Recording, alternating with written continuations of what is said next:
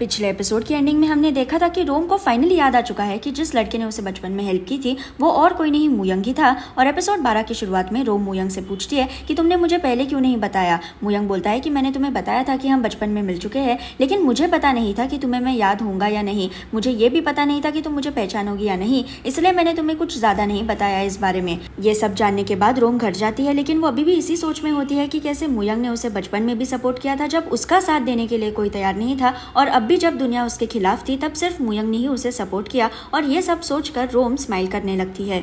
इस सीन को देखकर ऐसा लगता है जैसे कि रोम, जो मुयंग की हर बात से पहले इरिटेट होती थी, वो अब उसे पसंद करने लगी है। अगले दिन रोम, दाजंग, रिंगो, मुयंग मिलकर डिस्कस करते हैं कि पार्टी में स्टॉक मैनिपुलेशन की डील को कैसे रोका जाए। और रोम बोलती है कि अगर हमने मिन, लोन शार्क और कांगसू में पहले से प्रॉब्लम्स क्रिएट कर दी तो ये डील कभी पूरी ही नहीं होगी।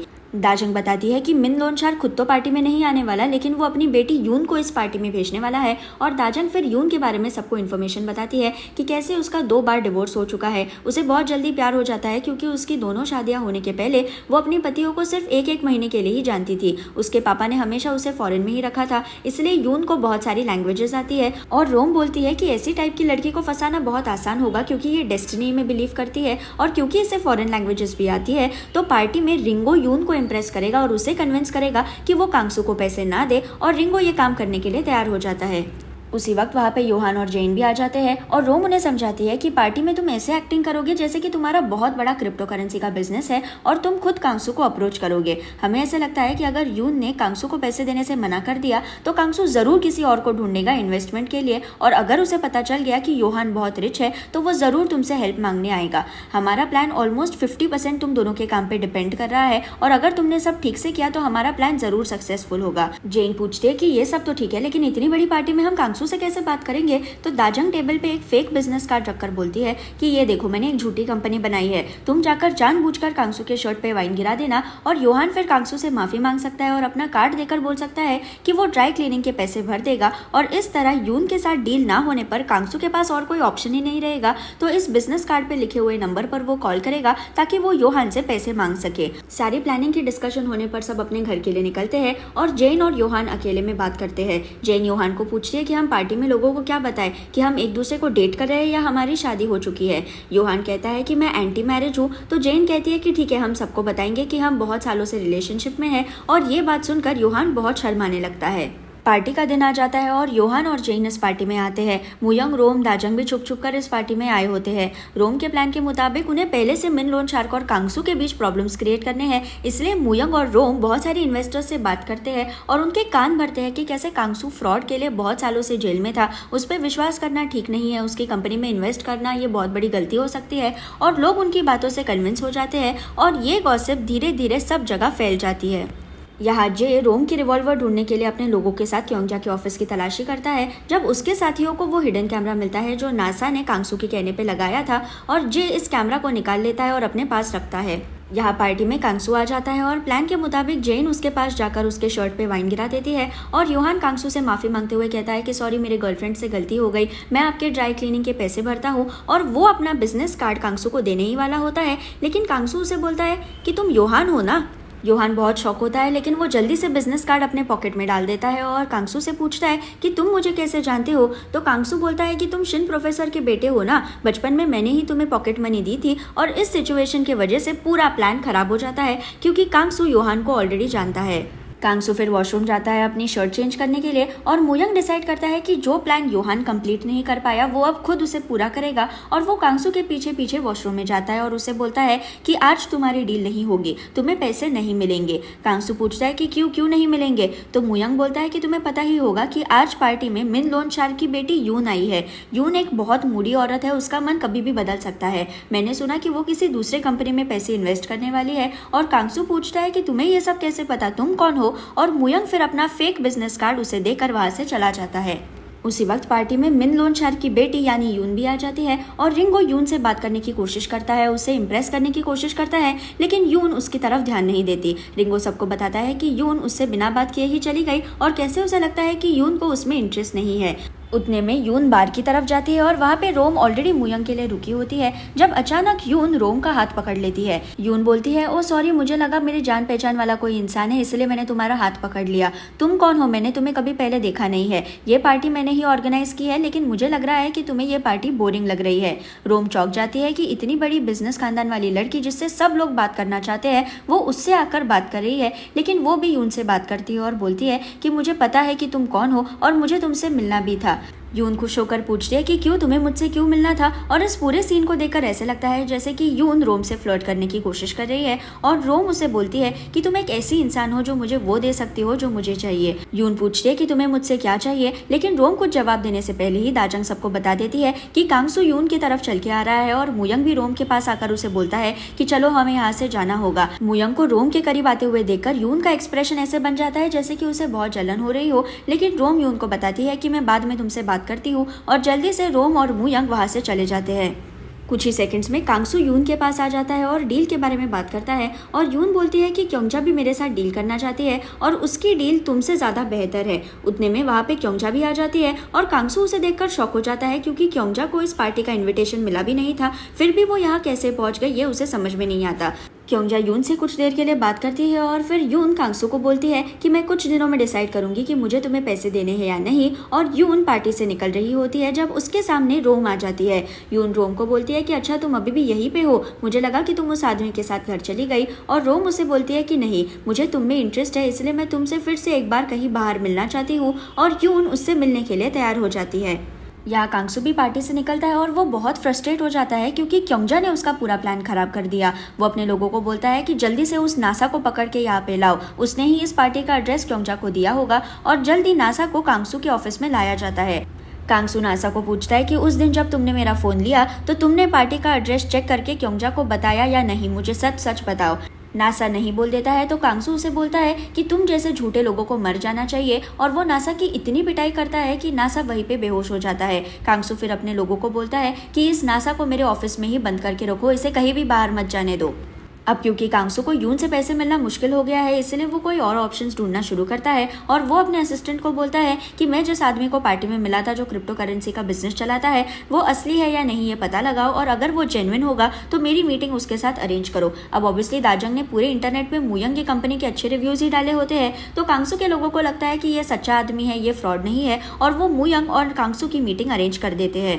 यहाँ रोम अगले दिन यून से मिलने वाली होती है और उसे कन्विंस करने वाली होती है कि वो कांगसू के कंपनी में इन्वेस्ट ना करे, लेकिन वो बहुत कंफ्यूज्ड होती है कि वो यून से कैसे बात करे। वो मुयंग को पूछती है कि क्या कभी तुमने किसी औरत को सिड्यूस किया है? अगर तुमने किसी को सिड्यूस किया है तो तुमने एग्जैक्टली क्या किया, क्योंकि मुझे कल यून को सिड्यूस करना होगा ताकि वो मेरी बात मान जाए। मुयंग बोलता है कि तुमने अगर किसी से सच्चे तरीके से बात की तो वो ऑटोमेटिकली तुम्हें हेल्प करने के लिए तैयार हो जाएंगे, क्योंकि सिंसियर होना ही सबसे अच्छा तरीका है। अगले दिन फिर रोम यून से मिलने जाती है और मुयंग ने जैसा एडवाइस दिया होता है वैसे ही रोम अपने नॉर्मल कपड़ों में यून से मिलने जाती है और उसे बताती है कि मैं एक फ्रॉड हूँ, लेकिन मुझे लगता है कि तुम मुझे मदद कर सकती हो, इसलिए मैं तुम्हारे पास आई हूँ। तुम कांगसू के कंपनी में पैसे इन्वेस्ट मत करो।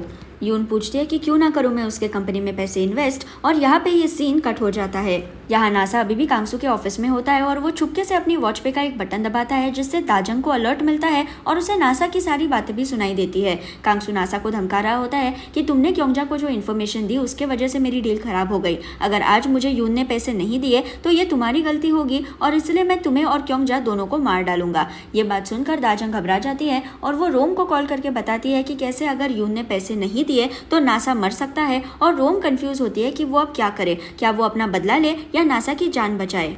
जैसे कि हमें ऑलरेडी पता है कि अगर कांगसू को यून ने पैसे नहीं दिए तो उसे किसी बैकअप प्लान की जरूरत है स्टॉक मैनिपुलेशन करने के लिए, इसलिए वो मुयंग से डील बनाने के लिए आता है।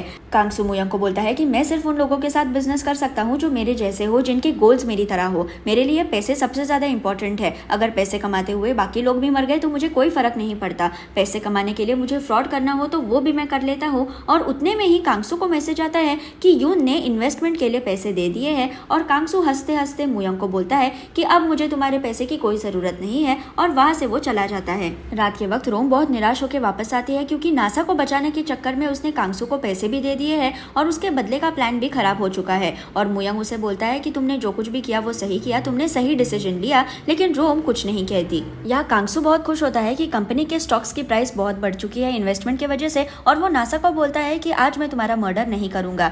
उतने में कांगसू का एक आदमी आकर उसे बोलता है कि सर बाहर पुलिस आई है। और कांगसू जब बाहर जाता है तो ये पुलिस ऑफिसर और कोई नहीं योहान होता है। योहान कांगसू को बोलता है कि मैं नासा का प्रोबेशन ऑफिसर हूँ, इसलिए मुझे यहाँ से उसे लेके जाना होगा। अगर तुमने मेरी बात नहीं मानी तो मुझे तुम्हें और नासा दोनों को भी जेल में डालना होगा। और क्योंकि कांगसू का मूड आज बहुत अच्छा है स्टॉक की प्राइसेस की वजह से, तो वो नासा को योहान के साथ जाने देता है। कुछ ही दिनों में नाविस वेलबींग की एक बहुत बड़ी प्रेस कॉन्फ्रेंस होती है और इस कॉन्फ्रेंस में क्योंजा नहीं कांगसू सबसे बात करता है और बोलता है कि नाविस एक बड़ी कंपनी तो है ही, लेकिन मैं उसे और बड़ा बनाने वाला हूँ। और वो सबको बताता है कि कैसे उसने एक नई ब्रांड लॉन्च की है नाविस बायो नाम की, और कैसे इस ब्रांड को ऑलरेडी बहुत बड़ा इन्वेस्टमेंट मिल चुका है। इस प्रेस कॉन्फ्रेंस में रिपोर्टर वू आया होता है और रोम मुयंग दा चंगरिंगो टीवी पे ये लाइव प्रेस कॉन्फ्रेंस देख रहे होते हैं। कांगसू अपनी स्पीच दे ही रहा होता है जब अचानक स्क्रीन पे मैसेज आता है कि कांगसू फ्रॉड है, वो स्टॉक मैनिपुलेशन करके तुम सबके पैसे लेकर भाग जाएगा। और ये मैसेज पढ़कर ऑडियंस में खलबली मच जाती है और कांगसू को समझ में नहीं आता कि ये सब क्या शुरू है। यहाँ पर फिर हमें दिखाया जाता है कि ये सब नासा का काम होता है। कांगसू ने जब नासा की पिटाई की और उसे ऑफिस में पकड़ के रखा था, तो नासा ने चुपके से अपना पेन ड्राइव कांगसू के कंप्यूटर में लगाया और उसने सारा डेटा ट्रांसफर कर लिया। जब कांगसू ने उसे फाइनली छोड़ दिया तो उसने ये सारा डेटा रोम और दाजंग को दे दिया।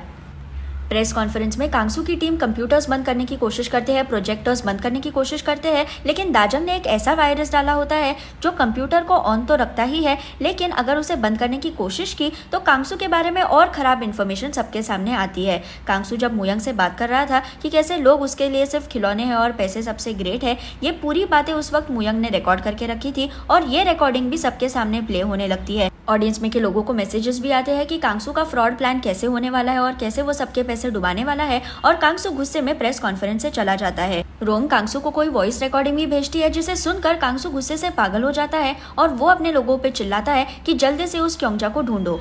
यहाँ पर फिर हमें दिखाया जाता है कि रोम ने कांगसू को वॉइस रिकॉर्डिंग में क्या भेजा।